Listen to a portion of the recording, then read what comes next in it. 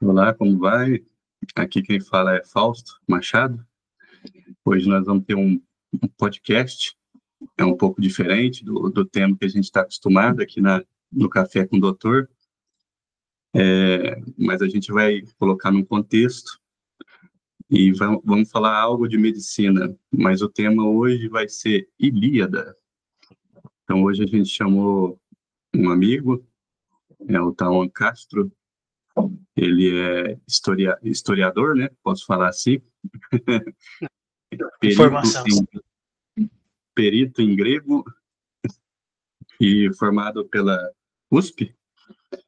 Então, Isso. se apresenta aí, tá lá para nós. É basicamente isso mesmo. Sou bacharel, né, e licenciado pela USP em História. E engraçado, né, que a Grécia mesmo aparece para mim mais forte, principalmente Homero, depois da formação. Sim.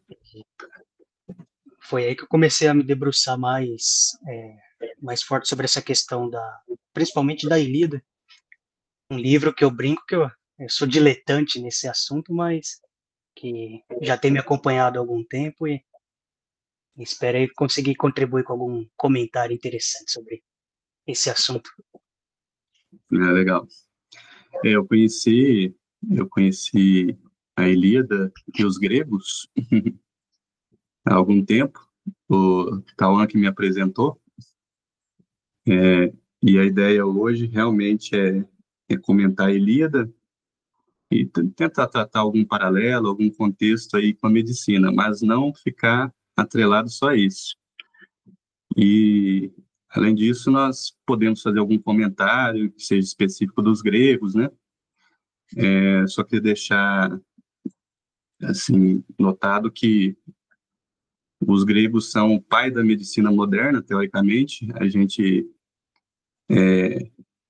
herdou aí o juramento, né, de Hipócrates, então está muito presente aí. Mas a gente vê que até nos primórdios aí, mesmo em Ilíada, que é um tempo bem mais antigo, né, já tinha menção a alguns procedimentos médicos, algumas questões anatômicas da lesão, da guerra, em Ilíada, né? Tawan, mas para começar a gente podia colocar, então, um contexto aí. Fala para nós sobre a Ilíada, do que o livro fala, qual que é o contexto, só para a gente nos organizarmos aqui, né? Sim, sim. A Ilíada é uma maravilha falar dela pelo seguinte motivo. A gente fala o livro Ilíada, de Homero. Bom, não era um livro e não tem um autor. Então, do que a gente está falando exatamente, né? Mas a Ilíada, esse poema que a gente tem não é nem sobre a Guerra de Troia, né? Mas um determinado momento da Guerra de Troia, ali por volta do nono ano, ele é uma coleção, vamos dizer assim, de cantos de tradição oral, que era cantada pelos aedos, pelos rapsodos, que eram vamos dizer, os cancioneiros populares da Grécia. E justamente foi sendo coletado, vamos dizer, foi crescendo essa tradição e foi atribuída ao autor, né, vamos dizer assim, dessa tradição de cantos, o nome de Homero. Isso eu estou falando a partir de um ponto de vista vamos dizer assim, dos analistas. Mas tem gente que fala, não, teve o Homero, a pessoa física com CPF e tudo Uhum. mais. Mas isso é uma questão polemicíssima. Dá uma sugestão para quem quiser ver esse debate, vamos dizer assim. Tem aquele livro, depois a gente coloca na descrição, do André Malta, que chama A Musa Difusa. Ele dá um panorama geral da discussão. Homero foi uma pessoa, não foi? Uhum. Quando que bom, se foi um canto, quando que foi colocado por escrito, né? Tem gente que diz que foi na época do tirano, né, daquele tirano Pisístrato, ali do século VI, tirano de Atenas. Outros dizem que não. Então, é uma questão vastíssima. Mas a gente está falando aqui da composição desse poema por volta do século VIII antes de Cristo. Então, veja bem, hein? 800 anos antes de Cristo. Isso aqui é a coisa mais antiga que a gente tem na cultura ocidental. Esse é o livro, né, o escrito mais antigo que a gente tem de literatura. Antes disso, a gente tem ali o linear B, né, algumas inscrições micênicas, mas são relatos de palácio, coisa do tipo contabilidade, administração. Mas poema mesmo, esse é o primeiro. E o tema, né? Qual que é o tema aqui? O tema a gente pega pela primeira palavra da Ilíada, Menin, ira. A Ilíada, ela é o poema da ira de Aquiles. E isso a gente vê do começo até o fim. A Ilíada, ela tem uma estrutura que em literatura a gente chama de estrutura anelar. Ela vai se refletindo, é como se fosse uma espiral. Então, por exemplo, primeiro verso, canta-me a cólera, ó deusa, funesta de Aquiles expelida.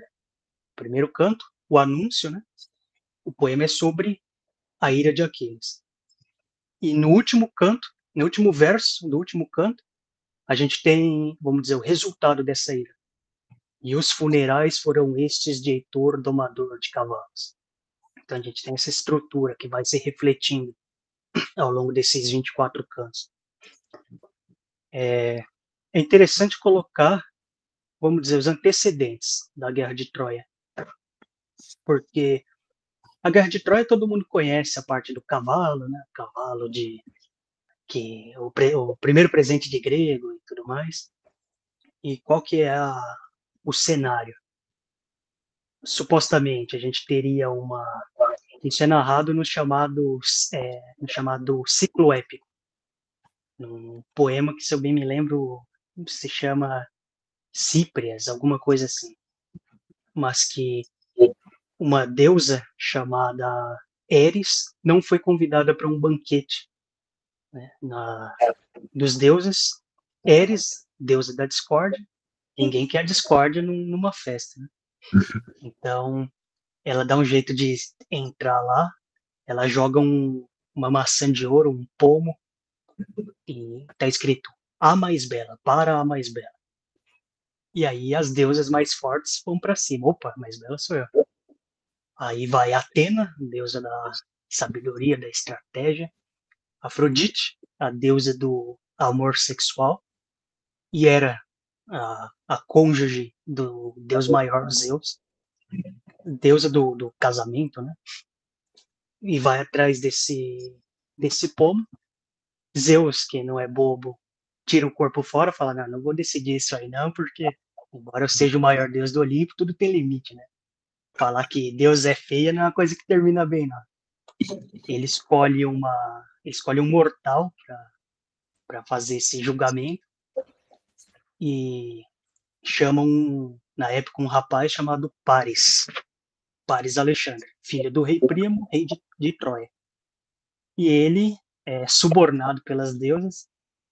Atena diz, olha, se você me escolheu, farei de você o homem mais sábio do mundo. Hera fala, olha, farei de você o maior dos reis do mundo. E a Afrodite faz uma proposta melhor, falando, vou te dar o amor da mulher mais bela do mundo. E ele faz a escolha sábia, que é da mulher mais bela do mundo. E ele entrega o pomo para Afrodite. Pequeno problema, né? A mulher mais bela do mundo era casada. Ela é casada com o rei Menelau, rei de Esparta. Ele vai visitar Esparta, sai de Troia. Troia, a gente está na atual Turquia. Depois vocês pegam ali a Turquia, digita Anatólia, Península Anatólica. A gente está na Turquia, a gente tem um riozinho no meio ali, o mar, na verdade, o Bósforo separando.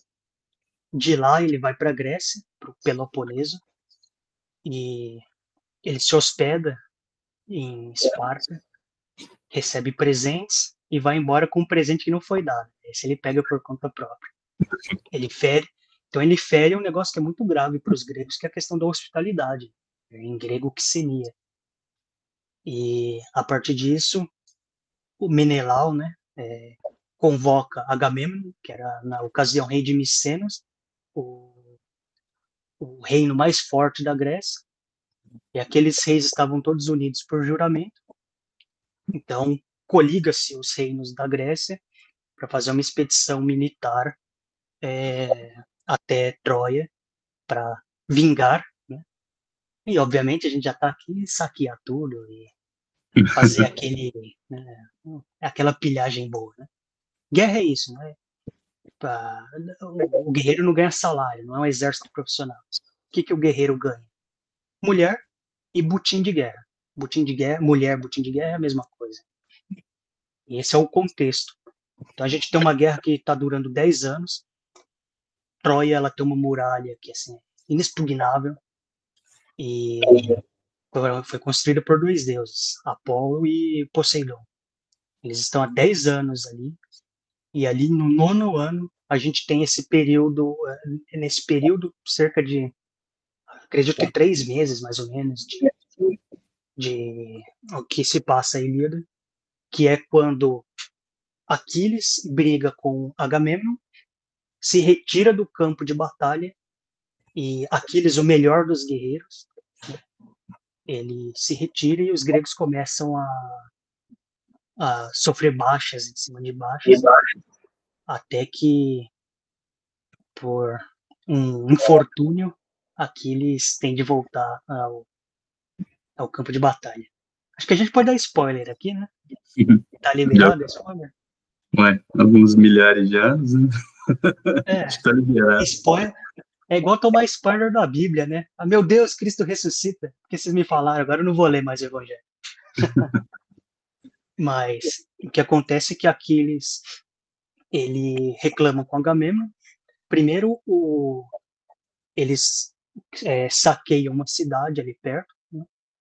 E eles pegam algumas mulheres, entre elas a filha do sacerdote Crises, sacerdote de Apolo. Ele vem até o acampamento dos gregos, dos aqueus. Na Ilíada a gente vai ver vários termos para aqueus. Aqueus, aquivos, Dânaos, são infinitos termos. E ele vai até o acampamento dos aqueus, pede a filha dele de volta, e o Agamemnon fala, não darei essa mulher, não vou devolver nada, sai daqui senão eu te mato. Ele sai, ele é um idoso, inclusive, né? O sacerdote Crises, ele é um idoso. Ele sai de lá, na beira do mar, ele chora e ora para o deus Apolo e fala, Apolo, cobra as minhas lágrimas. E Apolo cobra. Ele desce do céu e Apolo é um deus arqueiro, né? Um deus flecheiro. E as flechas dele são as pragas, né? Então a gente tem uma peste que se alastra por 9 dias ali no acampamento aqueu, até que o Aquiles resolve chamar uma reunião e falar, a gente precisa fazer alguma coisa, devolve essa mulher logo, Agamemnon, porque o pessoal está morrendo de doenças, os animais estão morrendo.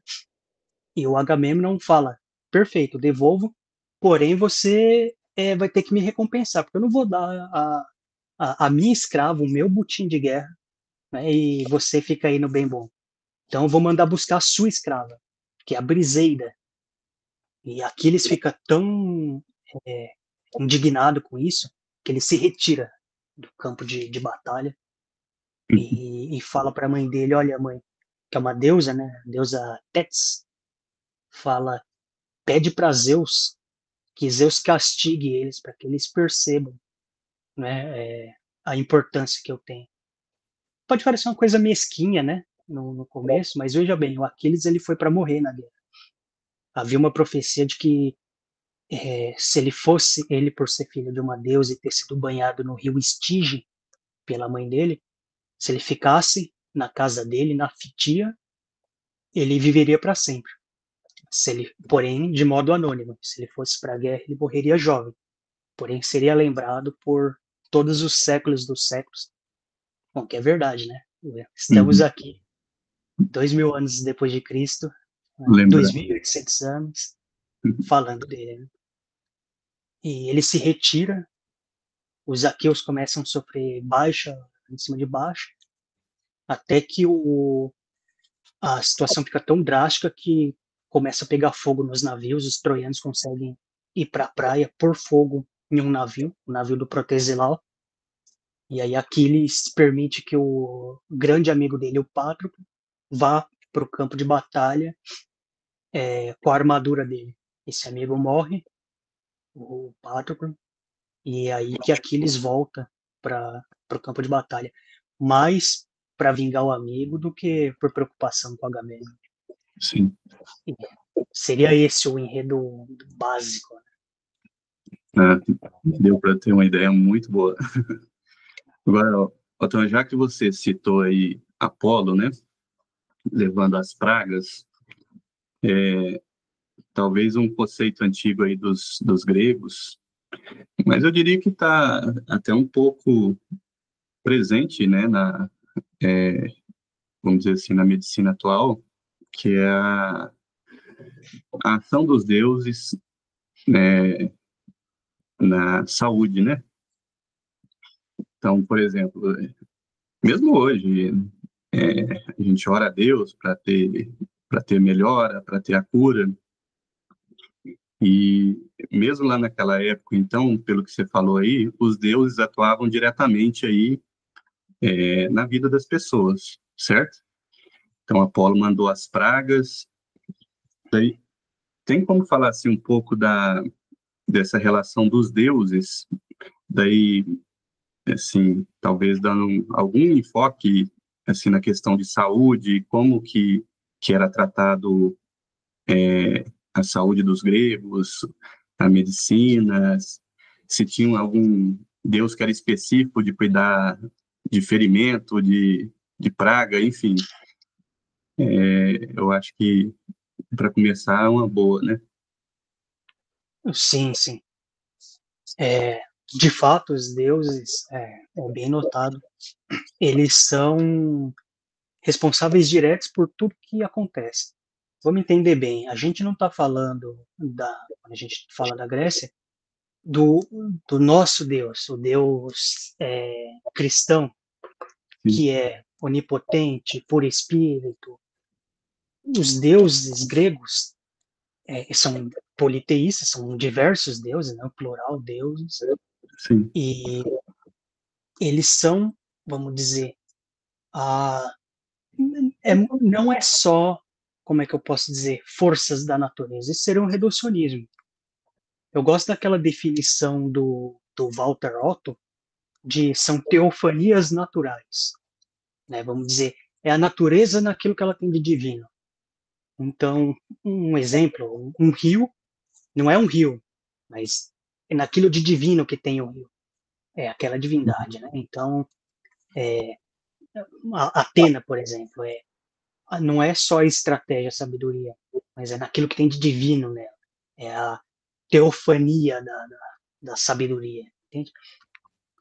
Então, o mundo está cheio de deuses, né? Isso já aquele filósofo, o Heráclito, né? Já dizia, tudo está cheio de deuses. Então, eles são, sim, responsáveis por tudo que há, inclusive as doenças, a gente vê no caso de Apolo, mas também na saúde, né? A gente tem o deus, por exemplo, Asclépio, que é um deus medicinal, vamos dizer assim. A gente tem o próprio Apolo, ele está associado também com a saúde. Apolo seria o deus da luminosidade, da arte, em alguma medida da divinação, da adivinhação. Inclusive tem o oráculo, né, mais famoso, que é o oráculo de Delfos. E a gente tem também semideuses, né? Por exemplo, o Quiron, que é um centauro. Ele não é uma divindade, porém tem algo de divino, né? E esse centauro Quiron, ele é, entre os mortais, vamos dizer assim, o pai da medicina, inclusive. O que é bem interessante, vê só, porque o Quirón, sendo um centauro, ele é uma força violenta da natureza. Tanto que os irmãos dele não são lá gente muito boa. Imagina, o que que é alguém que é metade cavalo, metade humano? É uma força violentíssima da natureza, né? Assim como são gigantes, a- aquelas ninfas freixas, né, que são os carvalhos do qual os gregos faziam as lanças. Ele, porém, é o oposto disso. Ele é, vamos dizer assim, a própria civilização encarnada. Ele educava os jovens gregos. Ele educou Aquiles, né?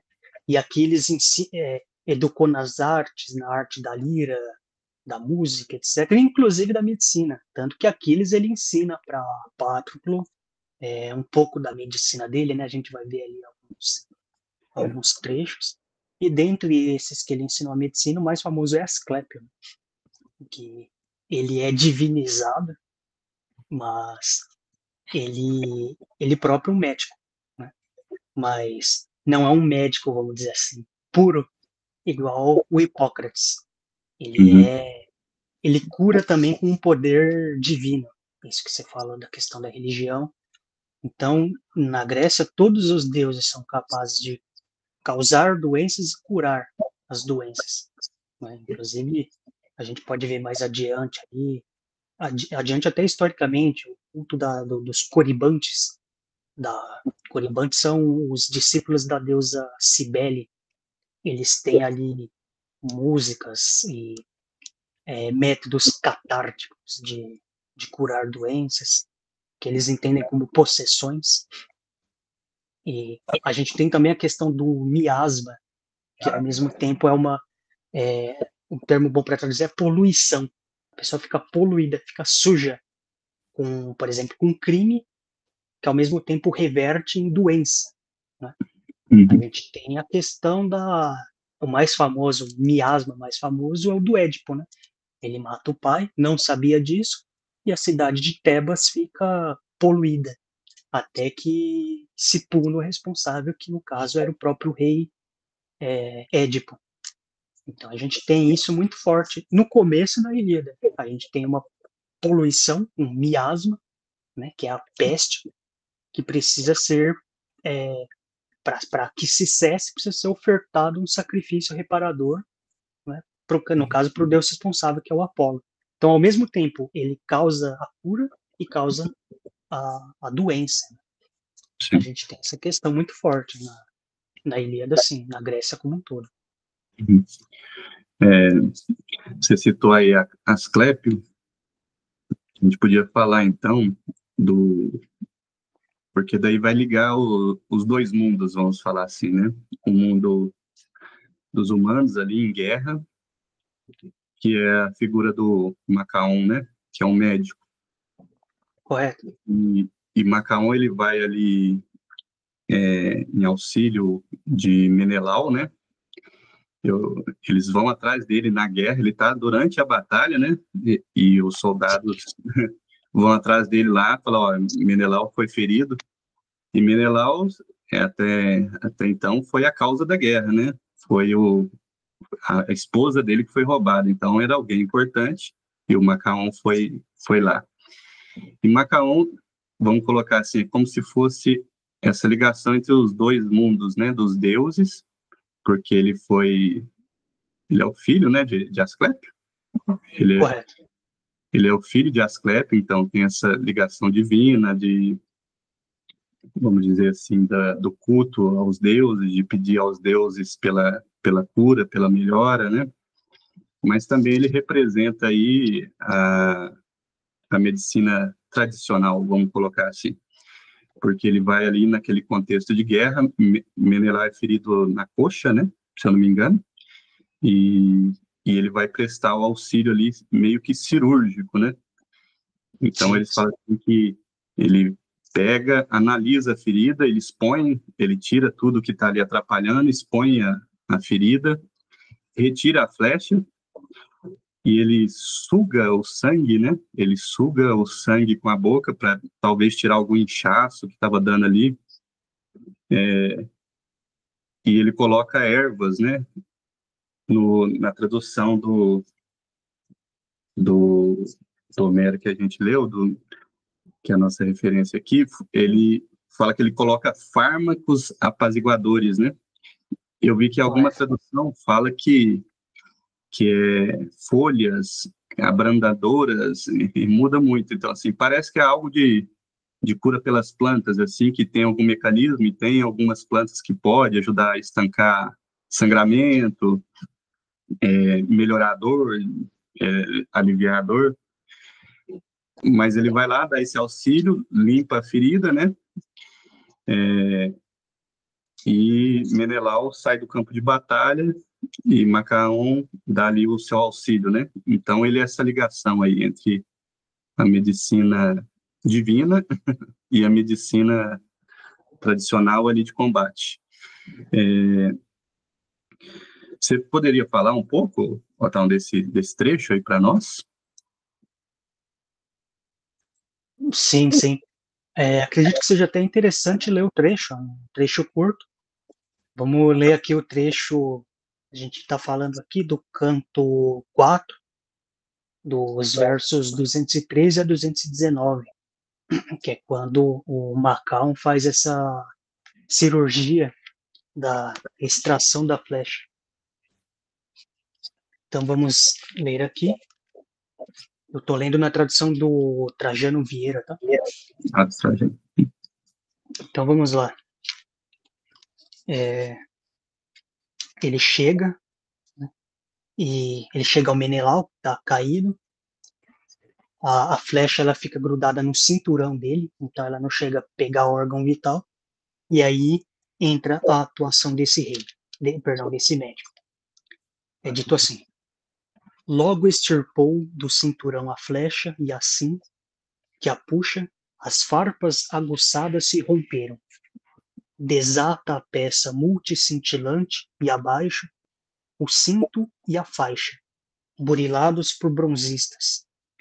Quando entrevê a chaga onde parar o dardo, amargo, suga o sangue, e o bálsamo leniente esparge, donde quiram a seu pai querido. Então a gente tem aqui esse trecho, no canto 4, aqui na minha tradução é bálsamo leniente, que é realmente isso. É uma arte aprendida com Kiron, de ervas maceradas, para fazer ali qual que é a palavra em português? Unguento, né? Unguento. Eu vou emendar aqui com o canto 11, ali nos versos 828 a 848, que a gente tem uma outra cirurgia. Aqui quem está ferido é um herói grego chamado Eurípilo, e quem vai fazer a cirurgia é o Pátroclo, que vai nessa linha e vai complementar. Vê só. Ele diz o seguinte, o Eurípilo se dirigindo ao Pátroclo: salva-me agora, leva-me ao navio escuro, puxa da coxa a flecha, estanca o sangue e lava com água tépida o ferimento. Fármacos esparge, os mesmos que o Aquileu, segundo dizem, te deu a conhecer, instruído pelo magno centauro Quiron. Nossos médicos, Macaon e Podalírio, um está na tenda, ele mesmo necessitando de cuidados médicos. O outro afronta no campo a fúria dos troianos. Então a gente tem dois médicos, né, na verdade, o Macaon, que é o mais famoso, e o Podalírio, e aí o filho de Menécio, né, o Pátroclo, ele vai fazer isso. Ele diz dito o seguinte, né, ele vai fazer a cirurgia. Cingindo ao peito o herói, o leva à tenda, onde o escudeiro o acolhe e o deita sobre a pele. Sulcando a coxa com um punhal, arranca o dardo agudo e afilado. Lava o sangue negro com água tépida, novamente água tépida. Macera a raiz azeda, que aplaca a dor, e a aplica. A planta expele a pena e a chaga seca, e o sangue deixa de escorrer. Então aqui na tradução do Trajano, esse unguento, né, essa maçaroca que ele aplica de planta, ele traduz como raiz azeda. Macera uma raiz, planta, né, aplica, e aquilo, o Dr. Fausto vai saber explicar melhor, tem poderes secativos, né, Uhum. que deixa de escorrer o sangue, Eu cheguei, aplaca a dor. eu cheguei até a olhar que planta que poderia, eu acho que deve ser uma mistura, que planta que poderia melhorar a dor, estancar sangramento, para diminuir a coagulação, né, para aumentar a coagulação ali e secar, né, para aumentar a coagulação. Daí eu vi algumas ali e eu falei, será que os gregos usavam? Então ele fala que os gregos tinham conhecimento, por exemplo, já da papoula, né, morfina. Tem uma coisa que é cicatrizante também, que é calêndula. Eu vi que os gregos tinham também, já é da região. Falei, olha, interessante, né? Eu falei, que eles podiam estar colocando ali, né? E essa medicina antiga é muito baseada nisso, né? Em planta, em comida, alimentação, atividade física. Agora, são uns pontos aí da guerra mesmo, né? Das flechadas aí, dos arqueiros bom de alvo, né? Tanto é que os arqueiros são nomeados ali um a um, né? Dos que acertou o Menelaudo. Mas, assim, quando ele vai expor a ferida e tira a flecha, às vezes, para nós hoje, pode soar meio estranho, né? Porque quando você tira a flecha, às vezes, vamos dizer assim, um corpo estranho, ele está tamponando um sangramento. Então, quando você tira, a tendência é aumentar o sangramento, né? Correto? Só que o pessoal tem que pensar o seguinte, nós não estamos hoje, né? A história de Líada acontece alguns anos atrás. Então, assim, a flecha tinha que ser retirada de qualquer jeito, porque se não tirasse, ela ia ter uma infecção secundária ali, e o cara ia morrer por causa da infecção da ferida, né? Ele falou assim, mas e se sair e sangrar muito, né? Deu uma hemorragia que não consegui estancar ali o ferimento. Daí ele morreu, simplesmente, está na guerra, mas eu diria que é algo até mais misericordioso do que morrer sofrendo dores, com a ferida infeccionada na perna, né? Então, tem um contexto da época também, né? E ali você veja que cada um ali tinha um treinamento, né? Meio que básico, né? Lógico que o Patroclo, ele foi treinado por Aquiles, né? Se não me engano, ele foi treinado pelo próprio Aquiles, que foi treinado pelo Quiron. Mas, assim, provavelmente os soldados ali davam apoio, puxava os feridos para ser tratados, né? Isso dos dois lados, né? Tanto do lado dos aqueus quanto dos troianos, né? E recebia os cuidados ali. Interessante falar que os caras tinham muito vigor físico, aguentava perder sangue, tinha, vamos dizer assim, proteína para cicatrizar ali as feridas, né? É só um fato interessante que eu lembrei agora. Tem um capitão que é amigo não, colega, né? Colega de profissão, ele falando que a maioria das mortes entre policiais, ele é do exército, né? Ele é médico do exército, do exército não, da polícia militar. Ele falou, não, a maioria das mortes que acontecem em campo não é de tiro letal, tipo assim, acertou um tiro um tiro em órgão vital, né? Cérebro, coração, mas geralmente é por hemorragia no braço, leva um tiro no braço e morre por causa disso, por causa de um tiro no braço, porque não dá tempo de chegar ao hospital. Eles falam, olha, então eles estão sendo treinados dentro da própria polícia, porque lá, hoje o médico só fica na retaguarda, né, não está lá na frente, então eles têm que dar o primeiro cuidado é ali no campo mesmo, quando leva o tiro, então eles vão lá, põem um torniquete para segurar sangramento e corre para o hospital, né? É só, uma curiosidade. Mas eu acho que a gente podia falar desse contexto da guerra. Você veja aí que Eles tinham esse artifício, né, mais cirúrgico aí, porque, pelo que eu entendo, os gregos gostavam de lutar bastante, né? Os espartanos aí são os grandes modelos de soldado, de organização militar. Podia falar, então, nessa questão específica da medicina cirúrgica, vamos falar assim, porque o Homero ele dá muitos detalhes, né, ali de ferimentos, de lesão, de onde que pega, ele dá uma noção muito boa de anatomia, e mostrando assim que mesmo da guerra, para reparar um mal, geralmente tem que ter algo bom, né? O ser humano é sempre esse ser dual, né? Dual, tudo tem os seus dois lados, né? Então, apesar de ser um ambiente de catástrofe geral, de morte, mas assim, a medicina avança nesses períodos de desgraça mesmo, né? Então, isso mesmo na Segunda Guerra, Primeira Guerra, tudo foi assim. Você podia falar um pouco, assim, como que Homero descreve ferimentos, se ele dá alguma exatidão, assim, dá para a gente imaginar o que está acontecendo ali só pelas descrições dele? E Homero é Homero, né? Aliás, né? Homero, Homero. Com os detalhes que você colocou, né? A gente não sabe se tem o Homero. É. Homero, Homero, seja ele quem for, ou sendo ele ninguém, né? Mas sim, o Homero, ele é o mestre na arte de narrar. Ele, ele tem esse dom da musa, né? Ele presentifica através do canto. Então, meus amigos sensíveis que forem ler a Ilíada, cuidado, viu?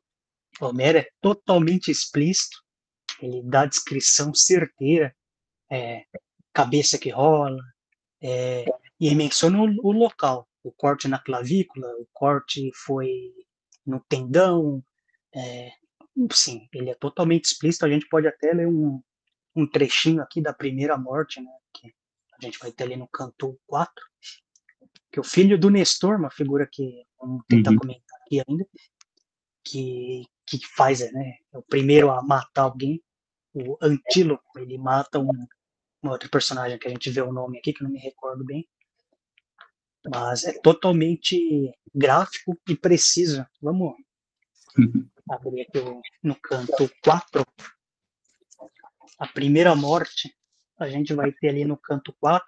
Agora eu tô com a tradução do Carlos Alberto Nunes, tá?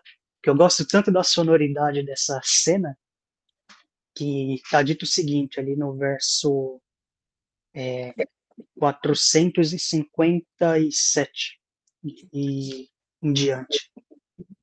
Foi o primeiro Cadê? Foi o primeiro a prostar um dos Troas guerreiros Antíloco, que na vanguarda a Equépulo matou de Talísio nascida.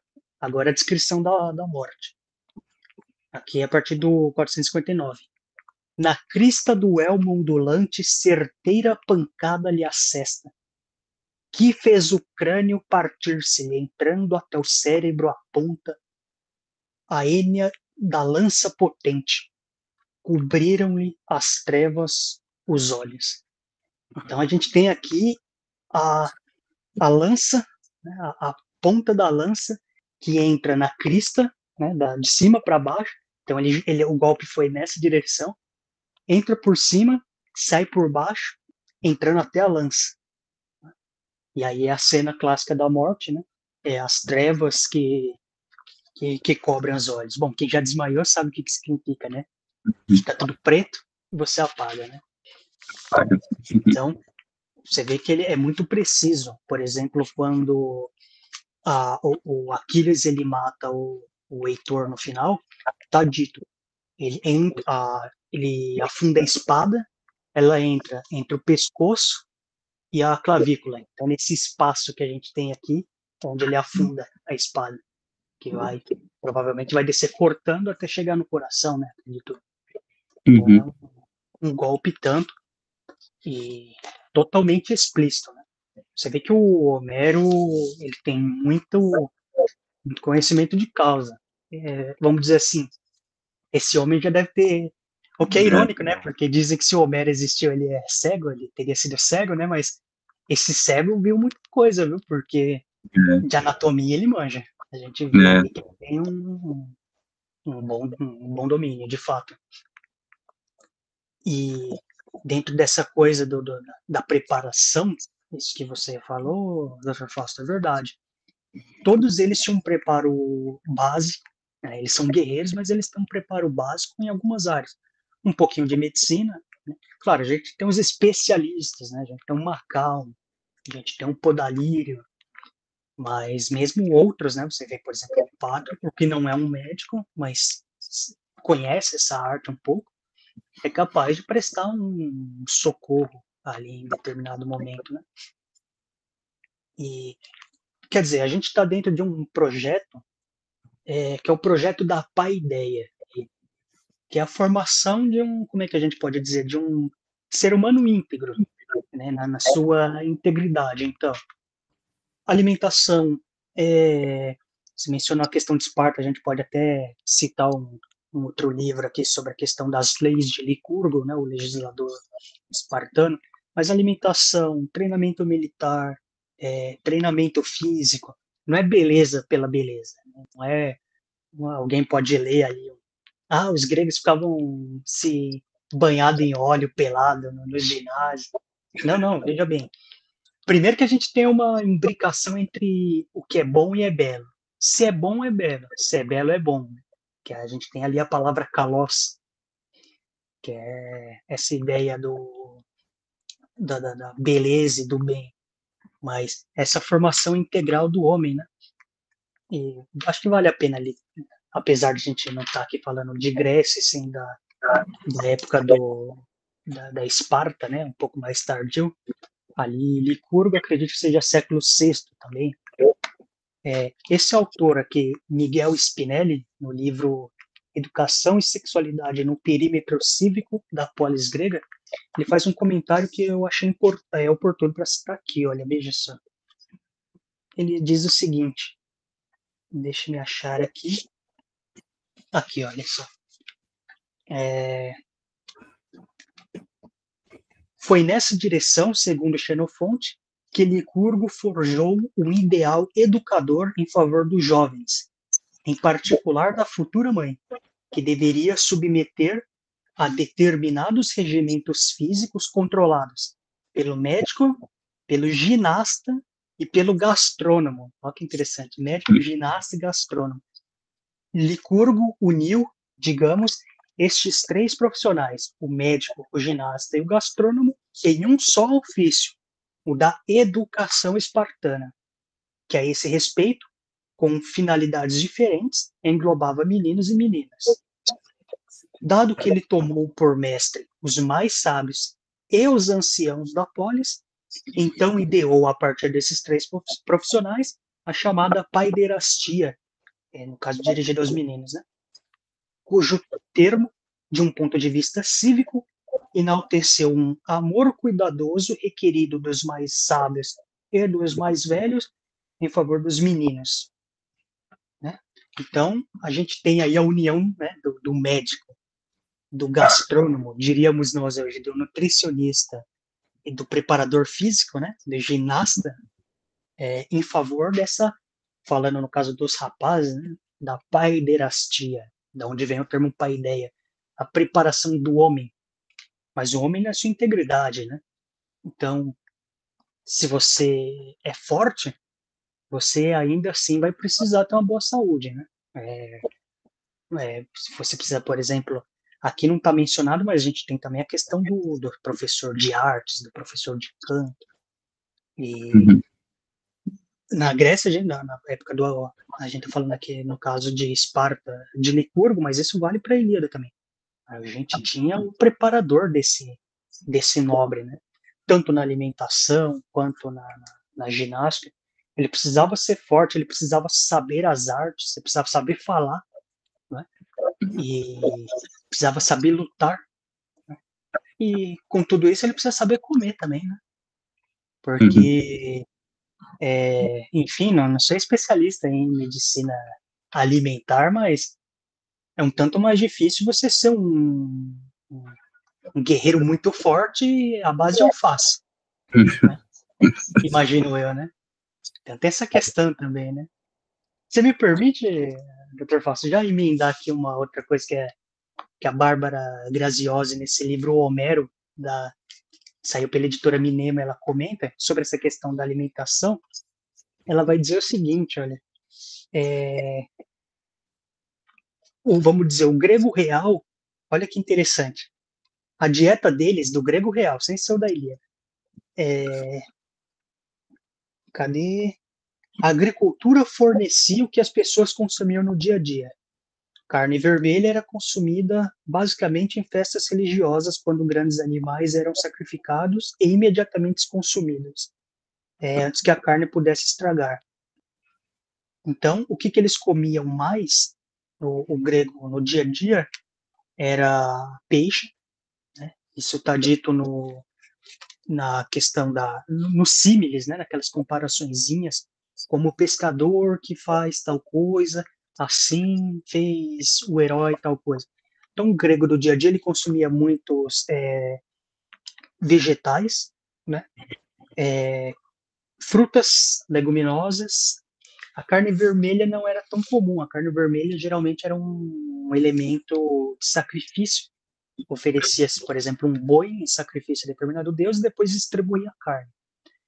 Por que que não era comum? Não é nem pela questão do preço, viu? Porque os gregos eram povos pastores, mas pela questão da conservação, né? É um tanto difícil consumir a carne. Porém, se ideava que os gregos, os heróis, né, melhor dizendo, esses sim, exclusivamente consumiam o pão, a carne e o vinho, né? E os derivados do queijo, ali, de leite também, né? Queijo, mas principalmente pão, carne e vinho. Se alguém perguntar o que o herói come na Ilíada e na Odisseia também, pão, carne e vinho, pão, carne e vinho. Esse é o símbolo do homem civilizado, né? Ou seja, ele é civilizado, ele está instalado já em um lugar, ele não é um nômade, um bárbaro. Então ele consegue cultivar a terra, cultivar o trigo para fazer o pão, cultivar a vinha, né, as videiras para fazer o vinho, e pastorear ali os animais. Então essa é a alimentação básica. É interessante, na Ilíada eles vivem à base de churrasco, né? Bom, Em resumo, é vinho e churrasco, né? vinho e churrasco. Não, interessante você falar aí, porque essa é a base da dieta, de umas dietas aí que é a mais falada, talvez, que melhor tem proteção para o coração, para prevenção de doenças, inclusive de Alzheimer, que é a dieta do Mediterrâneo, né?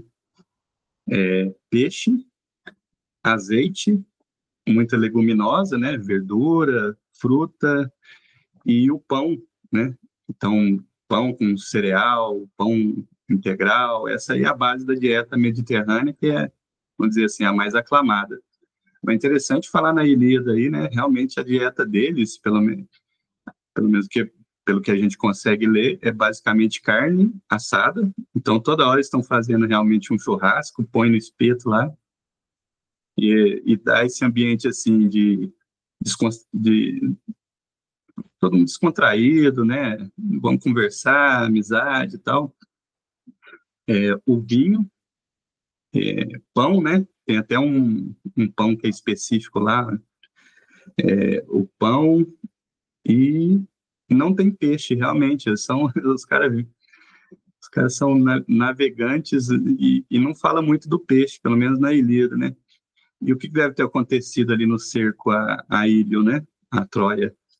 Provavelmente eles levaram os animais com eles, né? Inclusive a comida para os animais, para poder, como não tinha como conservar, provavelmente eles levavam os animais vivos ali, né? Mas é interessante, você vê, se a dieta deles, a base fosse essa mesmo, eu acredito que tenha sido. Talvez isso aí já bastou para ter guerreiros fortes, que inteligentes, que aguentava a batalha, né? E se curava bem. Você vê que todo mundo ali recupera. Igual você falou de um trecho aí que tudo tá dando errado, né? Pros aqueus, né? Os Danaus, eles estavam começando a perder nas batalhas, estava dando tudo errado. Nessa hora, Ulisses é ferido, Menelau já estava ferido, grandes figuras ali, grandes heróis, já estavam feridos e estava tendo uma reversão da luta, assim, vamos dizer assim. Os troianos estavam vencendo, né?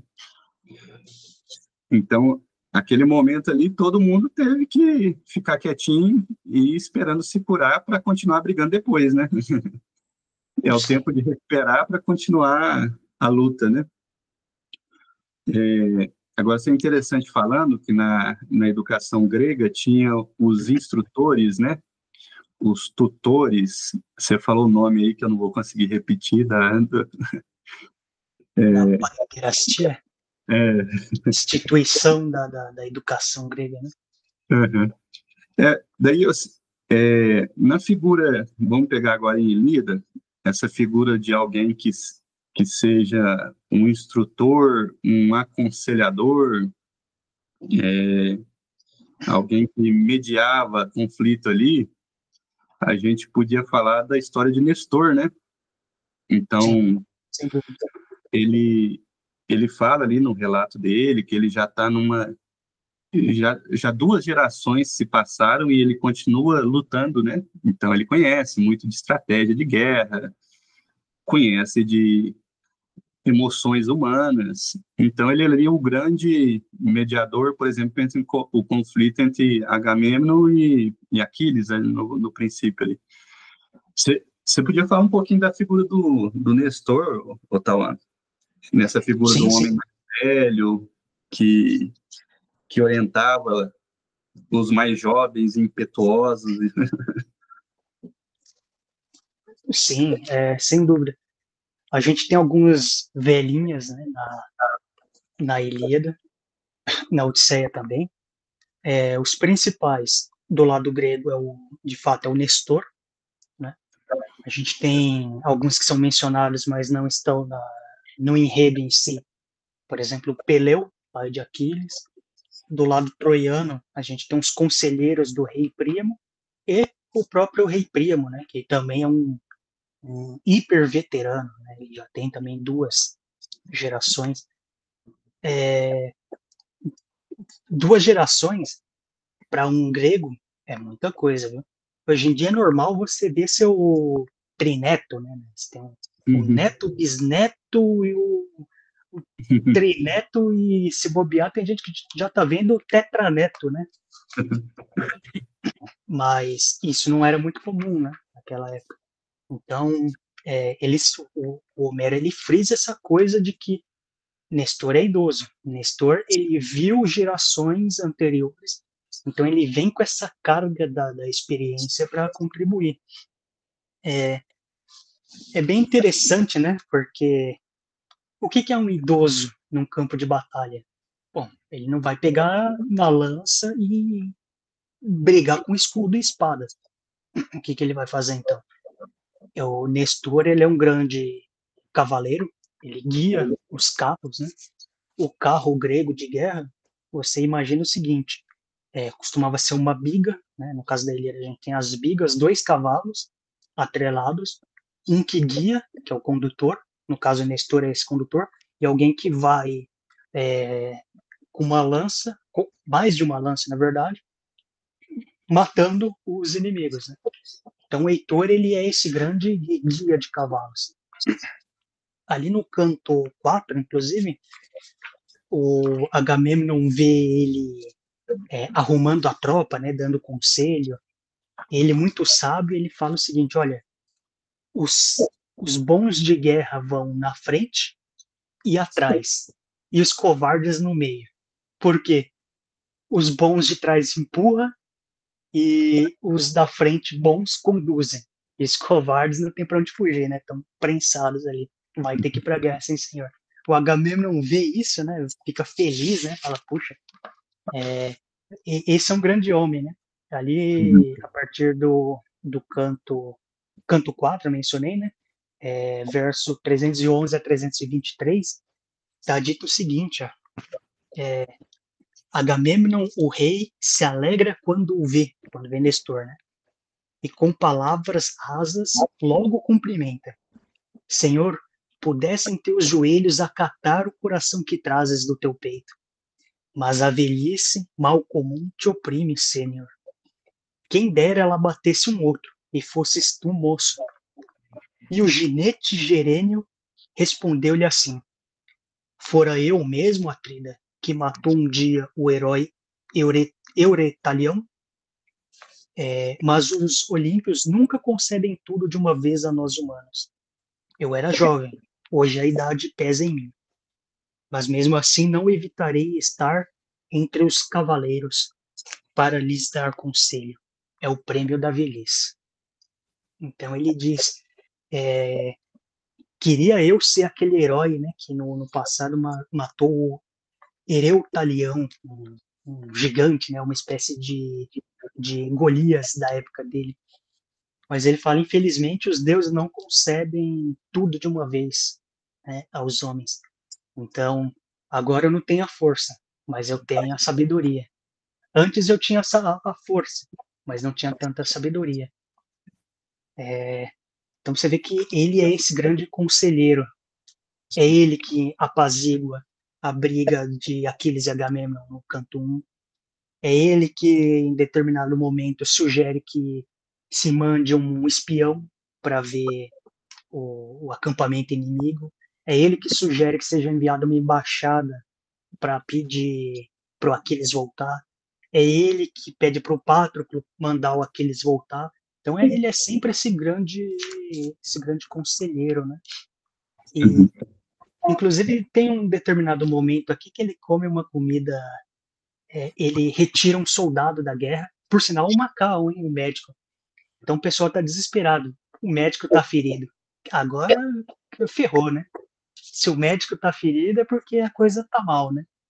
E ele Uhum. retira ele da guerra, né? Leva ele de carro para casa, lá para a tenda, né? E vamos ver aqui no canto 11, verso 623 a 641, o que que o Nestor come. Vamos lá, 623, é dito assim, ó, tão logo entram na tenda, sentam-se nas sédeas, a bela Icamede, que coubera ao velho quando Aquileu destruíra Tênedos, prepara-lhes o vinho. Filha do meganimoso Arsino, Aqueus, vou pular essa parte aqui que vai falar um pouco sobre a mulher, né, a serva. Aí vem a comida. À frente deles, traz a tábua belíssima, com pés de esmalte, na qual depõe canastra de bronze. Dentro, uma cebola que convida ao vinho, o mel dourado, o trigo consagrado, e a copa plena e bela que o Senhor trouxera, tacheada em ouro. Aqui ele vai fazer uma descrição da taça, vamos dizer assim, uma taça pesadíssima. Vou pular a descrição, mas é dito o seguinte: um homem, um outro homem da mesa ergueria com dificuldade se tivesse cheia, mas não Nestor, que a levanta fácil. Então o homem é forte. Você vê que o Nestor, apesar de idoso, ele não é fraco, não. Apesar dele não ir para a guerra, no sentido de estar combatendo com o escudo e a lança, ele ainda assim é muito forte. E aí eles comem, né? Tá dito a cebola, o vinho, o mel, o trigo, e aí ela prepara um vinho, que inclusive eu queria saber do doutor o que pode ser isso aqui. Ela mistura, né? Igual a uma deusa, a moça mistura o vinho de Prâmino, onde raspa queijo de cabra com um ralo de bronze. Derramou farinha branca, os convidando a beber. Então ela faz uma mistura de vinho com queijo de cabra. Uhum. E também derrama ali a farinha, né? e eles comem isso adoçado com mel e cebola, né? Parece aqueles chás de vó, né? É, chazinho de bola. É mesmo. Cebola, mel, farinha. Então parece que para dar uma espécie, a farinha parece que ela entra como um espessante aqui, né? Uma farinha de trigo. Uhum, E ela oferece isso aqui para os dois que um tá cansado, é o Nestor, e o outro tá ferido, que é o médico Macau. uhum. Então você vê que o Nestor, esse homem, esse senhor conselheiro, mas ainda forte, e que tem ali alguns alimentos especiais, né, vamos dizer assim, para manutenção da saúde, para recuperação. Ah, aqui na minha tradução, tá branca cevada. Tá branca cevada?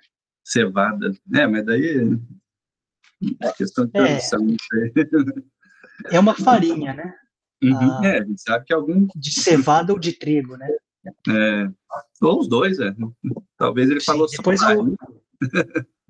depois eu vou dar uma olhada no grego original e na descrição a gente pode colocar o termo em grego Uhum, correto. Mas é interessante essa beberagem que ela faz aqui, né? uhum. Então, nas pesquisas aqui, falou também de um, eu não vou lembrar, é um outro rei idoso que era cego, e ele era transtornado pelas árpias, não sei como é que fala. Ah, Então, sei, aparece na Odisseia, né? na Odisseia, é, Aham. nas buscas aqui apareceu para mim, eu já até esqueci, eu acho que Sim, é sim. Polio o nome dele, Eu Polio. não me recordo o nome dele, só que mas eu sei. Ele tem alguma maldição que paira sobre ele, que as arpias eram meio mulheres, meio pássaro, Uhum. e quando ele ia comer alguma coisa, elas invadiam o palácio dele. Como é que a gente pode falar de um jeito mais educado? Conspurcava o alimento dele, que é um termo bonito para defecava sobre os alimentos, emporcalhava tudo, aí ele não conseguia comer. Sim. Assim, interessante, porque assim, o que os gregos provavelmente acontecia, né? Um idoso que não enxerga, então ele perde um dos órgãos do sentido dele, então ele perde um pouco da noção do ambiente e tal. Por exemplo, mesmo pessoa que não ouve bem, um idoso que não ouve bem, então ele tem uma tendência a dizer assim, se ele já tiver algum problema cognitivo, né, é meio que alucinar. Então você vê Olha que, só. é, daí você fala aí das arpias, né, ou seja, o cara, como você falou, tudo nos gregos era isso, né? Tinha algo associado aos sentimentos, né? A, tinha, por exemplo, as virtudes. Tinha um deus que representa a virtude tal. E talvez aí, quando os idosos passavam mal e vê a arpia, porque estava delirando mesmo, já doente, né? É uma boa possibilidade, uma boa interpretação. Você vê o Orestes, quando ele... a história de Orestes, né? Quando ele vê as fúrias, né? E as fúrias representando meio que a loucura mesmo, né? Ou seja, ele fez algo sério, não vamos entrar muito, senão, né? Mas foi uma manifestação quase de loucura pelo que ele fez, né? Pelo ato dele. Mas é isso, os gregos, eles juntam tudo com uma divindade, né? Ou um ser, um ente, não sei como é que fala, um daemon. Olha, sim, Dr. Fausto, que você falou do Orestes, me lembrou agora o Raskolnikov, né? Do Crime e Castigo, que é a mesma coisa, né? Comete um crime, entra numa espiral de loucura e começa, no caso, a gente vai descrever a gente não, né? O Dostoiévski descreve com uma linguagem do realismo, febre, alucinação, né? Uhum, Vamos dizer, um jeito mítico de dizer isso é falar as irinhas, né? uhum, A linguagem mítica, mas é bem lembrado, realmente. uhum. O, continuando nessa área aí, ou tá puxando sardinha pelo meu lado aí, você falou do idoso Nestor, fala você falou também, citou, mas podia falar um pouco do Príamo, assim, O onde que ele Príamo, foi, talvez genial, assim, né?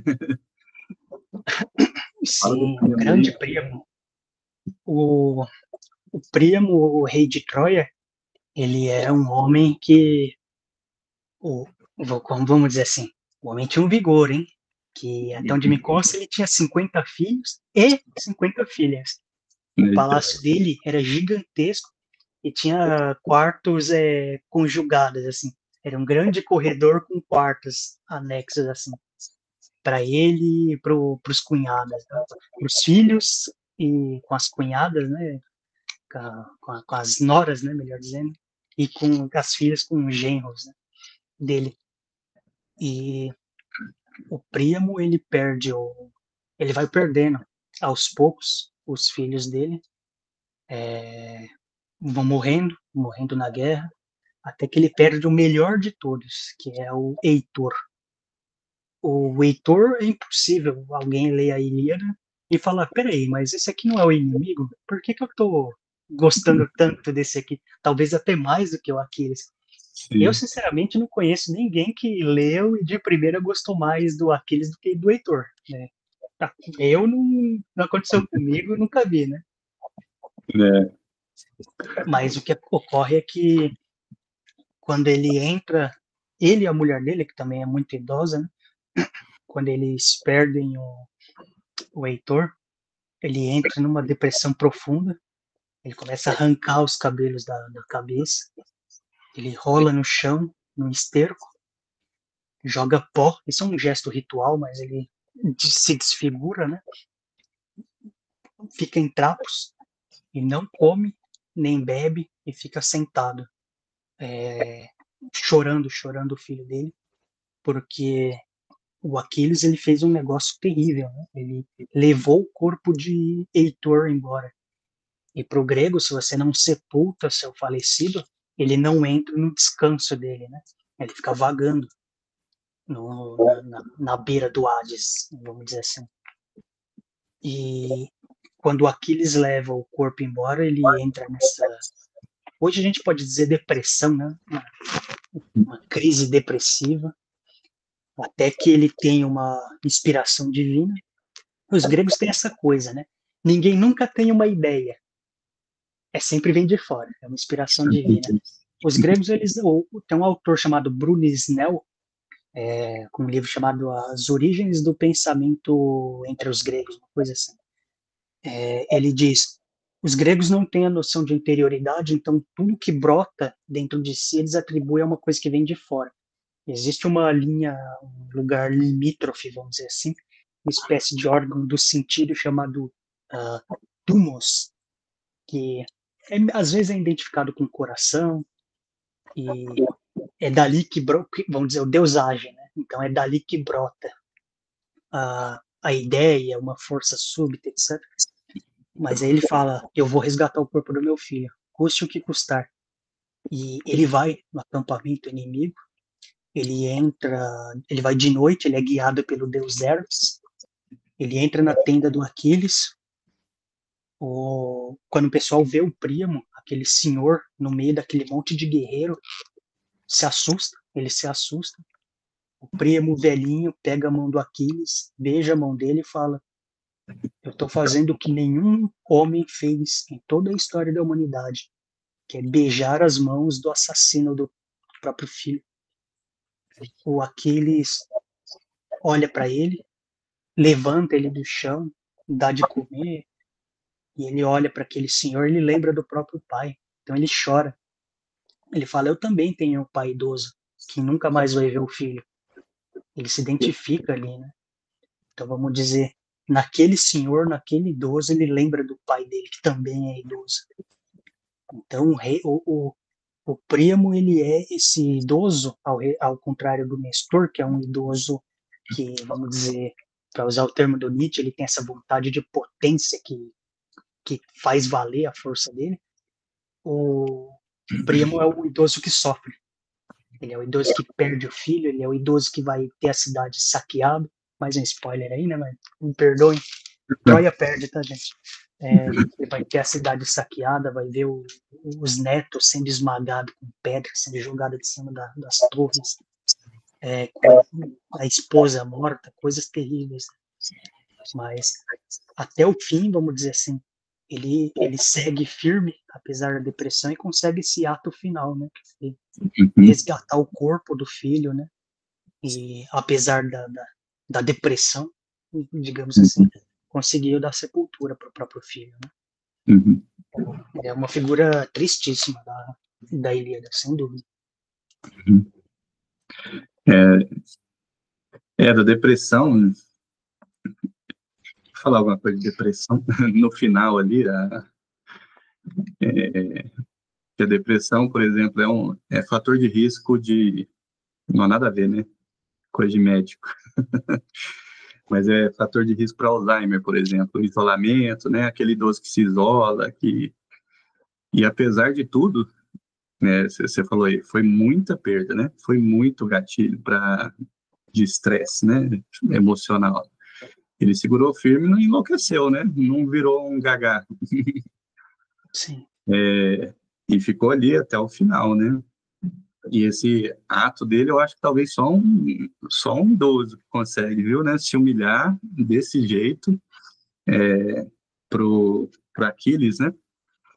E a gente vê vamos podia emendar com Aquiles já, então. O livro é por conta dele, né? A ira de Aquiles. Daí, às vezes, a gente vê que Aquiles passou do ponto, né? Porque ele fez questão de arrastar o corpo, né, de Heitor né, no ambiente ali de batalha,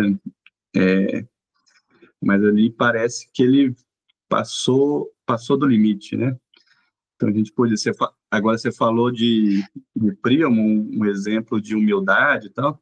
A gente podia falar do próprio Aquiles, de Aquiles e a ira dele, né? Vamos falar Sim, como que ele se portou aí que chegou nisso, né? Ah, sim. Sim, dá para fazer um link bom, sim. Pular de um para outro. Isso que você falou, viu, Dr. Foster, é real, viu? Só um idoso conseguiria fazer aquilo, porque qual que é a ética guerreira aqui na Ilíada? Bom, nós vamos morrer, como dizem os cartuchos, né? Aquela ordem da Igreja Católica que é uma ordem monástica, né? São monges reclusos, falam pouquíssimo. Eles têm um lema que é o seguinte: de morrer havemos, já o sabemos. E os gregos também já sabiam. Então eles falam: bom, eu vou morrer. Se eu ficar aqui na minha casa, eu vou morrer. Se eu for para a guerra, eu vou morrer. Então eu vou lá morrer de um jeito glorioso que pelo menos eu serei lembrado nas canções, né? E, bom, funciona, né? Estamos aqui lendo, né? Falando sobre ele. Mas o Aquiles é um desses que vai para morrer e jamais um grego, um herói, pediria desculpa, assim. Você vê que o Agamemnon, ele só pede desculpa também, vamos dizer, quando ele está em depressão. Ele está querendo fugir, que ele... Você vê que ele só chora.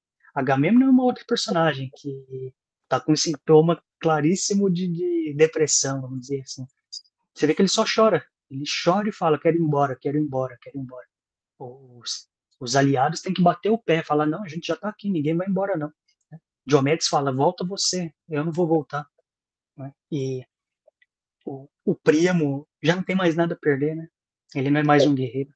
Ele só quer o filho dele de volta, só quer o cadáver. Não é o filho, hein? É o cadáver do filho. Realmente, beijar as mãos do assassino do filho precisa ser um idoso já muito experimentado na vida.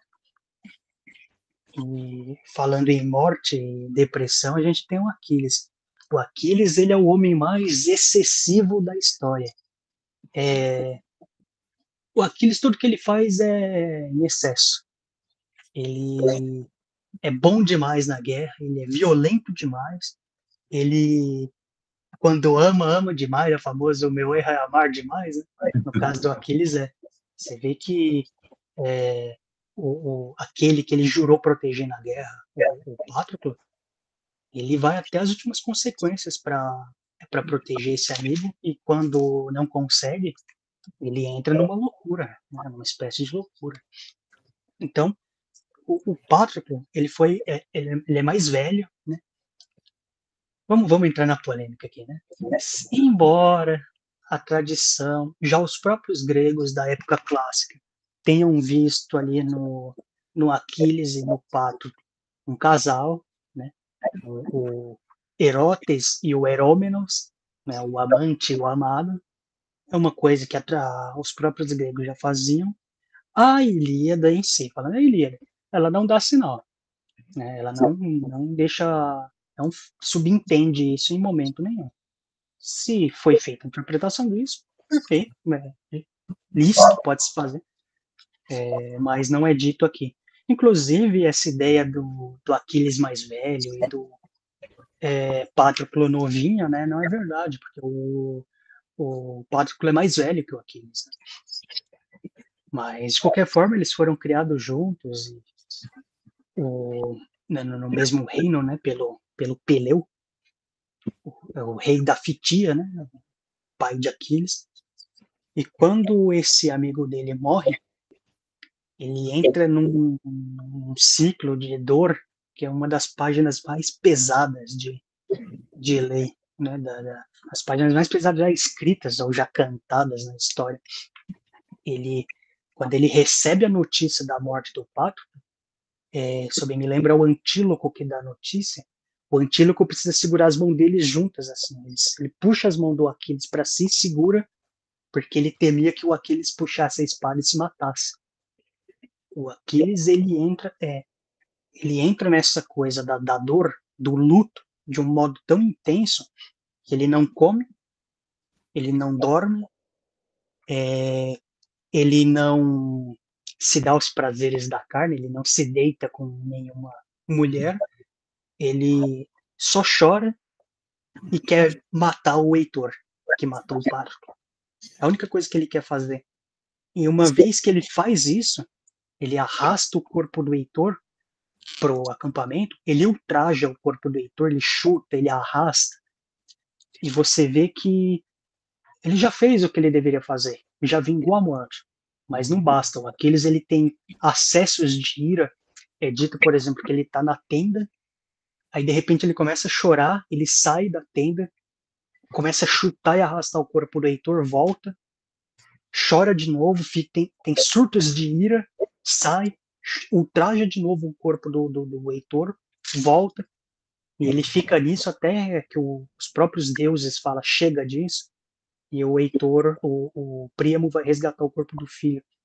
Inclusive tem uma passagem em que ele se reconcilia com Agamemnon, que é bem interessante, que ele fala, vamos voltar para a guerra agora.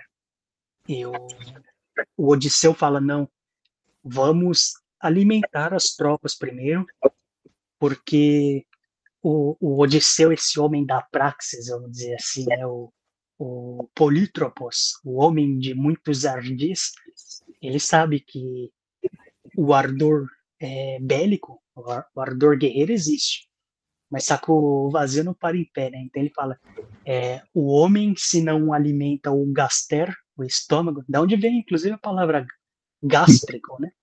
Gaster, vem daí do grego, ele não dá, né? Mas não para o Aquiles. O Aquiles, ele, vamos dizer, ele é um canibal de si próprio, a ira dele é tamanha que ele se alimenta dela. A ira consome ele de tal modo que quando ele volta para o campo de batalha, é impossível não ver ali um animal, né? Ele está de tal modo animalesco, né? A gente diria hoje com as nossas... Inclusive essa palavra existe em grego, então dá para usar.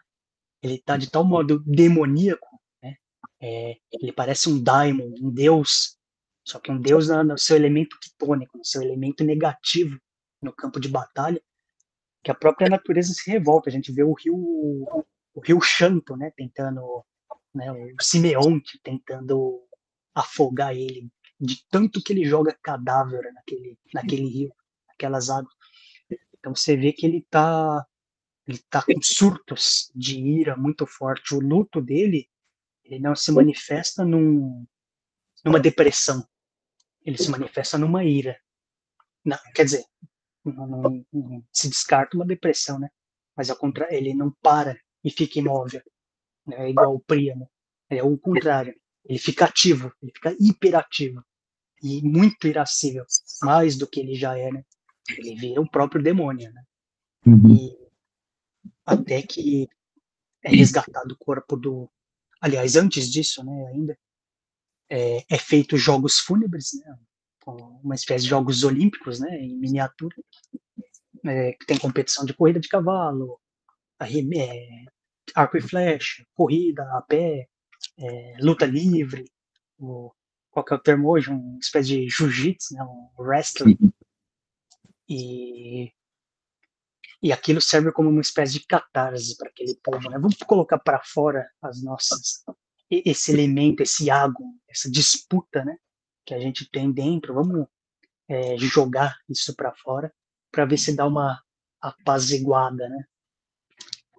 E isso eu acredito que a medicina, a psicologia hoje em dia trabalha, né, Dr. Fausto, essa coisa do estimular, né? Vamos fazer o seguinte, essa pessoa, ela tá, para usar a linguagem psicanalítica, recalcou essa coisa, vamos hiperestimular ela para ela entrar numa tensão, ter uma catarse e sair leve, vamos dizer assim. Os gregos tinham muito essa coisa, né, com jogos, né? Para a gente não se matar entre si, vamos fazer uma competição aqui atlética, né, vamos dizer assim. E a gente tem um jogo aqui fúnebre, né? Mas o sintoma dessa ira, esse luto, né, pela perda do Pátroclo é muito intenso no Aquiles, realmente. O sofrimento ali fica bem intenso mesmo. Fala que ele grita, ele solta a mãe dele, Tétis, né, ouve, os inimigos se assustam.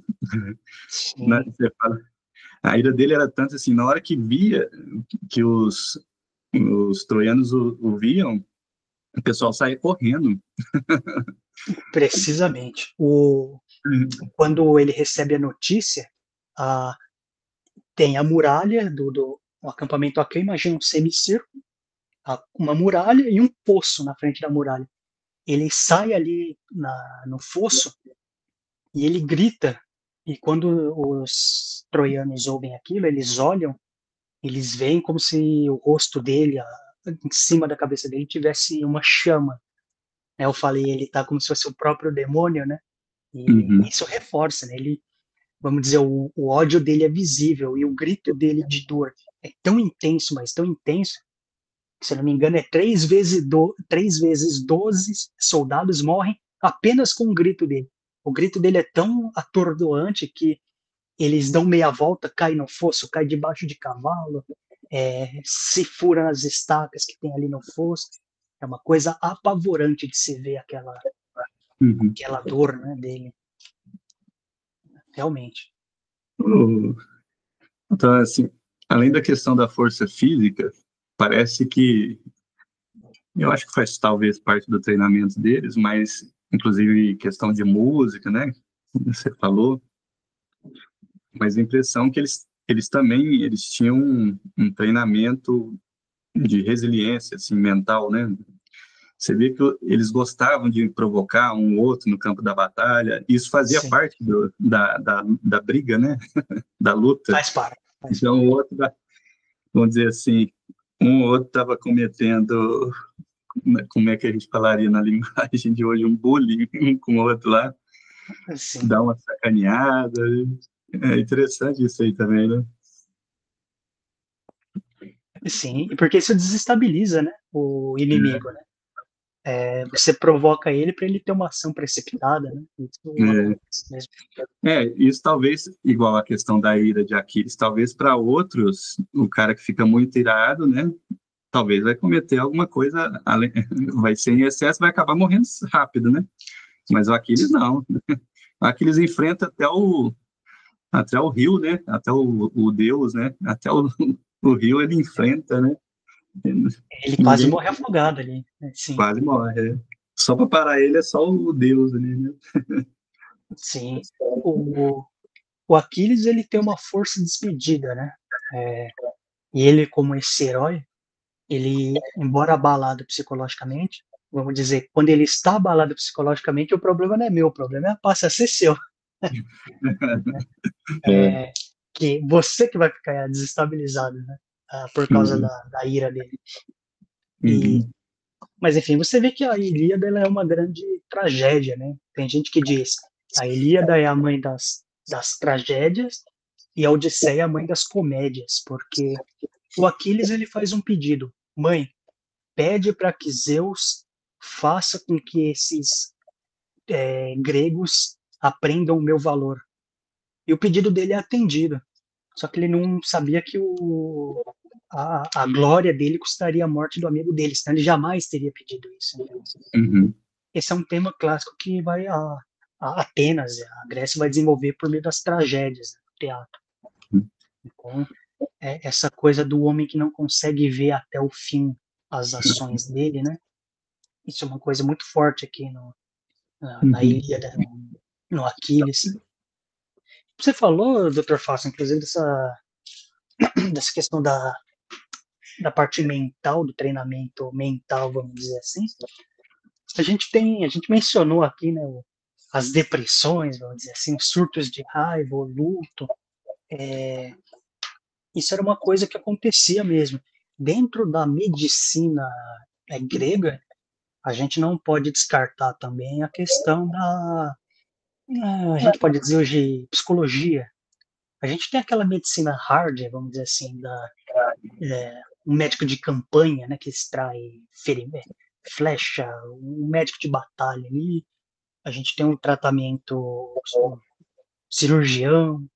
A gente tem também os tratamentos psicológicos, né? A gente pode dizer, por exemplo, o próprio teatro grego que vai ter depois, né? Essa ideia que Aristóteles apresenta ali na poética dele da catarse, né? Tudo isso era uma coisa muito presente na Grécia. Deixa eu ver se está aqui. É aquela coisa, né, do homem na sua íntegra, né? O projeto paidêutico, ele tem essa questão, o homem na sua inteireza. Porque hoje em dia tem muito isso, né, de fragmentar o homem.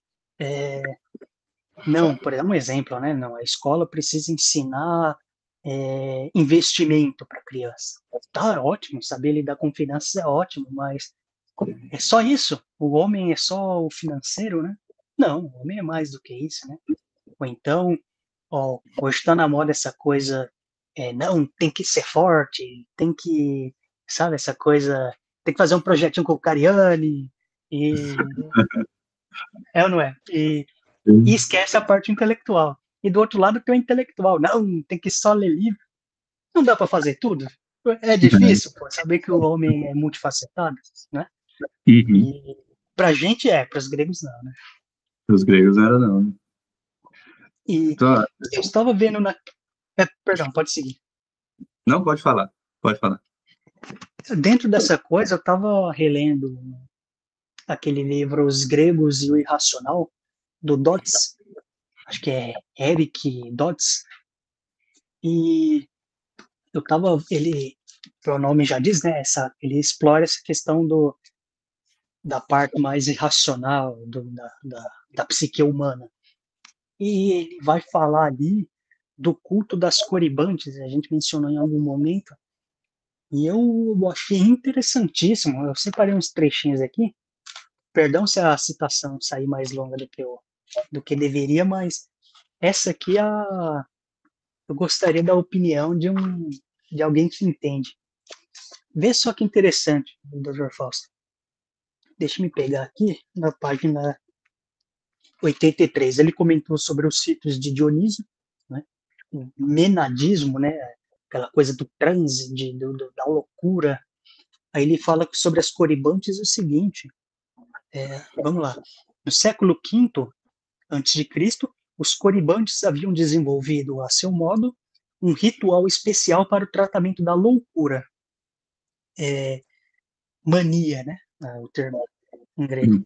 Parece que a mãe dos deuses, que é Cibele, né? Que os coribantes são os discípulos de Cibele. Parece que a mãe dos deuses havia agido da mesma maneira, e, enfim, eu vou pular essa parte. Do tratamento coribântico, sabemos algumas coisas. E ele diz algumas coisinhas, olha que interessante. Podemos notar inicialmente uma semelhança essencial entre a cura coribântica e a cura dionisíaca. Ambas afirmam operar uma catarse por meio de uma dança orgiástica infecciosa, acompanhada por música do mesmo gênero, melodias de modo frígio, tocadas com flauta e tambor especial. Parece correta a inferência de que os dois cultos atraíam tipos psicológicos semelhantes e produziam reações psicológicas também semelhantes. Segundo o testemunho de Platão, os sintomas do transe coribântico incluíam acessos de choro e violenta taquicardia. Interessante. Acompanhadas de distúrbios mentais. E eu já li em algum lugar que, inclusive, podia ter convulsão. Inclusive, a convulsão era chamada de a doença sagrada, né? entre os gregos. Eles associavam a convulsão a Apolo. Os dançarinos ficavam fora de si, a exemplo dos dançarinos de Dionísio, e aparentavam entrar numa espécie de transe. Aqui devemos lembrar a observação de Teofrasto de que a audição é o mais emotivo de todos os sentidos, e também os efeitos morais singulares que Platão atribui à música. Um último trechinho, que isso aqui é muito interessante, diz Platão que a doença que os coribantes afirmam serem capazes de curar consistia em fobias e sentimentos de ansiedade, brotando de condições mentais de tipo mórbido. Interessante, né? E é dito uma coisa, deixa eu ver se... Aqui está dito no Ion de Platão. No Ion, Platão nos conta que os coribantes têm o ouvido apurado apenas para um tipo de música, apenas para um tipo de melodia, exatamente aquele tipo que pertence ao Deus do qual eles são possuídos. E a essa melodia, eles reagem livremente por meio de gestos e de falas, ignorando as outras melodias. Né? Então, em outras palavras, eles tocavam algumas músicas. Então, eu tô com uma doença, eu tô com alguma loucura, alguma mania. Eles tocavam uma música. Um exemplo, eu toco um tambor numa música X. Não me afeta. Eu toco e essa é a música de Apolo. Aí eu bato o tambor aqui na música de Dionísio. Opa, manifestou. Entrou em transe, começou a se debater, gritar. Então, Deus que está causando a loucura é o Deus Dionísio. E é sempre essa coisa de levar ao excesso purgativo, entende? Se puder comentar alguma coisa, como que funciona exatamente isso, se isso tem um valor terapêutico de fato. A gente tem isso nas religiões afro-brasileiras, né? A questão do transe, o giro, né? A gente tem isso em algumas vertentes pentecostais também, a questão do giro, da fala, no cristianismo é chamado de glossolalia, se não me engano. Mas sempre essa coisa, levar ao transe para que a pessoa seja curada. Né? Isso é uma coisa terapêutica de fato ou não? Isso é nocivo? Vamos lá. Tem um ramo da medicina que é musicoterapia mesmo, né? Vou levar para minha área um pouco, depois eu viajo. Mas, por exemplo, no tratamento do idoso, musicoterapia, principalmente de músicas antigas, né? Que fazia parte da antiguidade dele, do tempo ali de criança, para acalmar, né? Então, o idoso muda o comportamento por causa da música.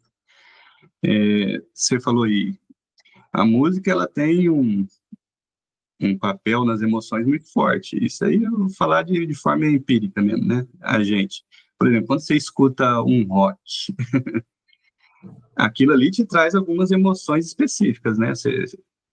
Depende da música, você pode ter um ataque cardíaco mesmo, você vai ficar mais bravo, tem tendência a ficar mais agressivo, por exemplo, você vê um show de rock. Às vezes chega ao nível de transe mesmo, né? Quando a gente for ver, daí os caras já começam a trombar um no outro, e vão trocar soco.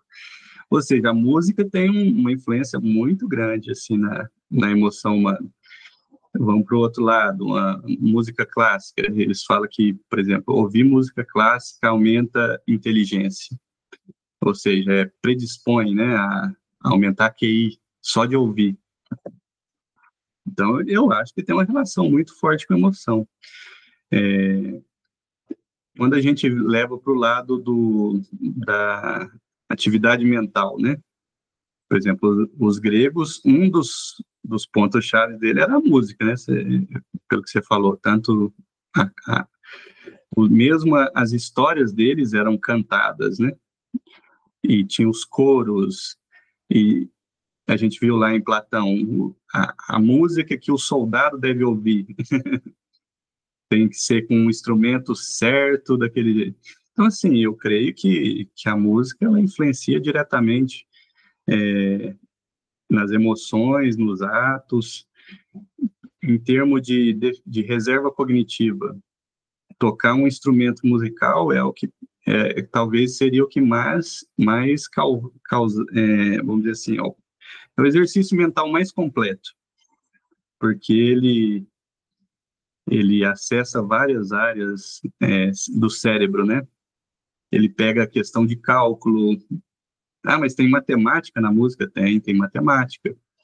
Tem questão de você entrar na cadência, na melodia você tem, por exemplo, se tiver que fazer um ajuste, então isso pega muito lobo frontal. Você lê uma partitura, então você pega a leitura, que é a região occipital, gravar de memória, então já pega em outra área, mesial aqui. Então, assim, a música ela é muito completa, né? E, assim, a gente já ouviu falar essas questões de músicas que levam ao transe e as pessoas agem de forma meio que uniforme. Já ouvi falar que até frequência cardíaca equipara, por exemplo, todo mundo batendo na mesma frequência cardíaca ouvindo uma música. Então, assim, tudo a ver, né? É um tema interessante aí para estudar, né? Mas não sei se era mais ou menos isso, eu só viajei. Agora você falou Não, aí faz todo sentido. Sim. você falou aí não, enfim, você tem mais alguma ideia aí eu vou fazer mais uma pergunta, mas o que você acha? Não, eu Mais alguma coisa concordo. para acrescentar? Tem essa ideia da preparação, porque música pro grego não é só, como é que a gente pode dizer? Não é só o som, é a harmonia, a poesia, é um negócio mais amplo, tem um sentido mais amplo, né? E é tão amplo, mas tão amplo que, por exemplo, a gente está vendo aqui Uhum. como método terapêutico, né? Sim.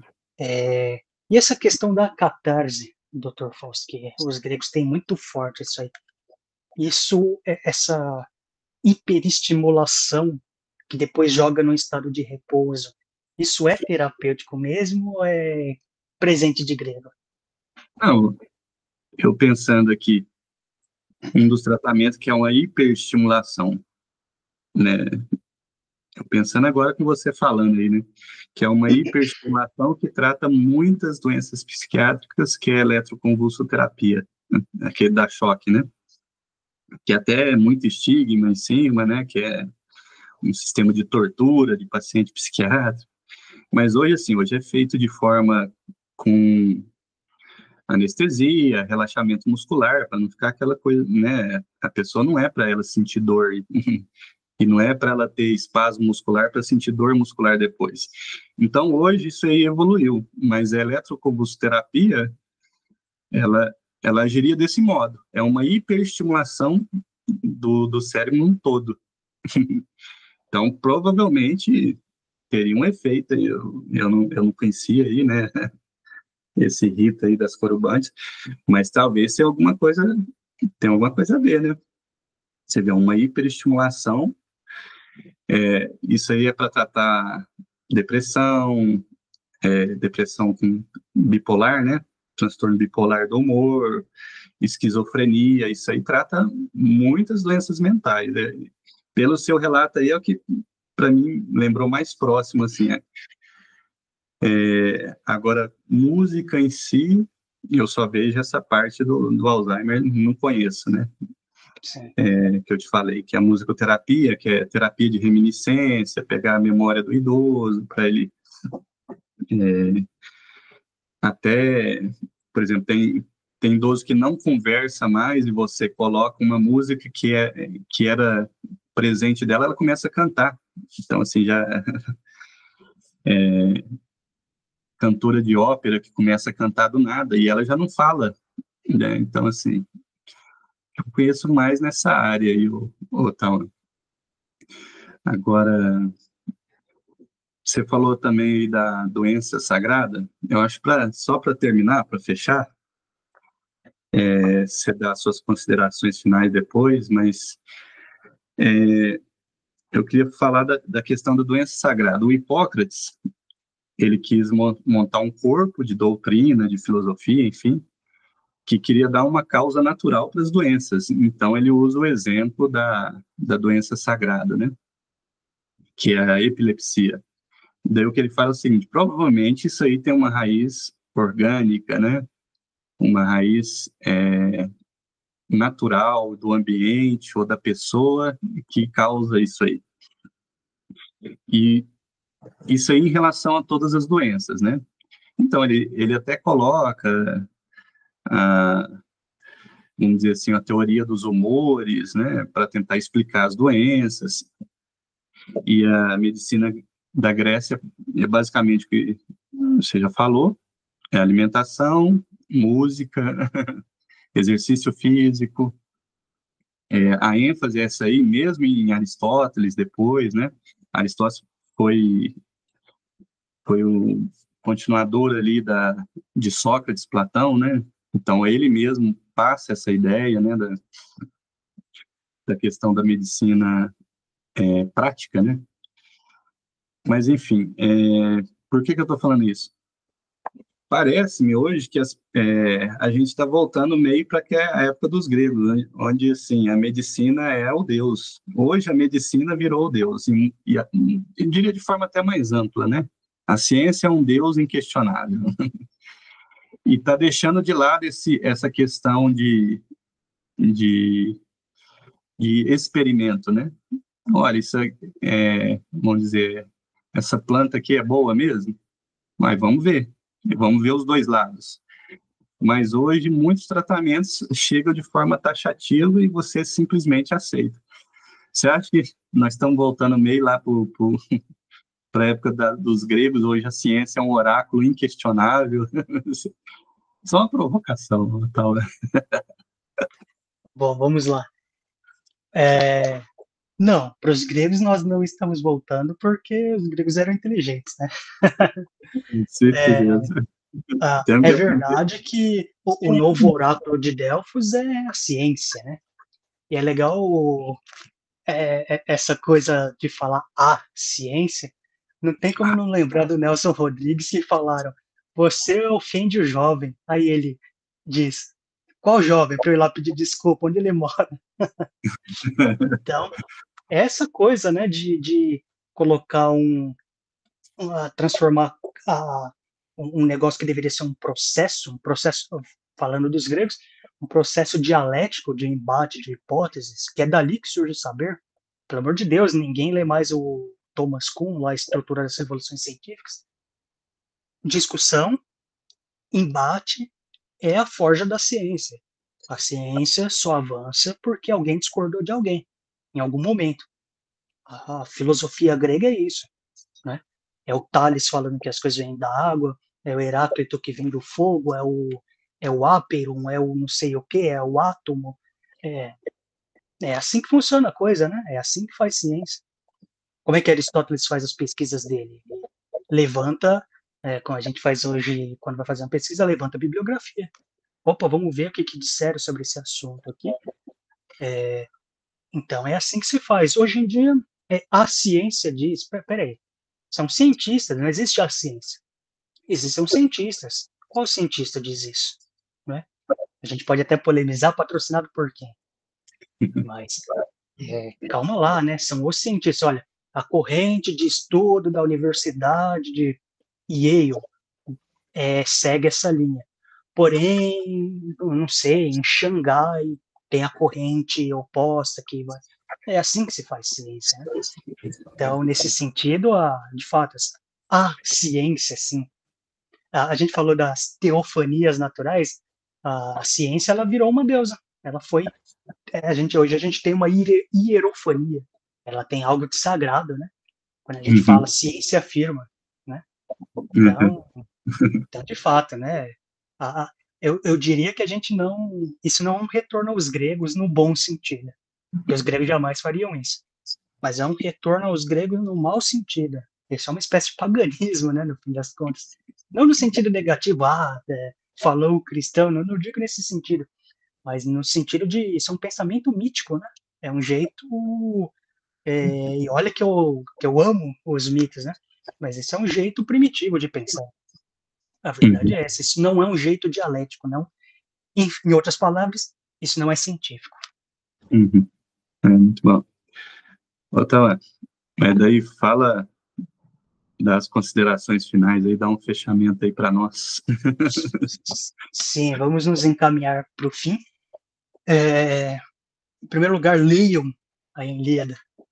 Em Sim. segundo lugar, sério, leiam mesmo a Ilíada. Essas são as minhas considerações. Mas brincadeira, leiam, é muito bom. Quem não leu Ilíada, quem não leu Homero, Ilíada, Odisseia, quem não leu a Eneida de Virgílio e não leu Shakespeare, é um alienígena.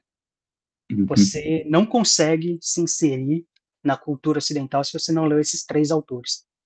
E olha que eu não li Shakespeare completo, uhum, mas precisa ler, é muito bom, é muito impactante. Além do deleite estético da leitura, é impossível não tirar lições. É impossível você não ver ali e falar, opa, meu pai passou por um negócio assim. Olha, eu sou igual a esse personagem aqui. Como é que ele fez para sair dessa? uhum. Então leiam, é muito bom de fato. E dentro dessa coisa da melhor idade, né? Vamos aprender com os gregos aqui o que tem que fazer. Tem que comer carne para criar uma reserva de energia.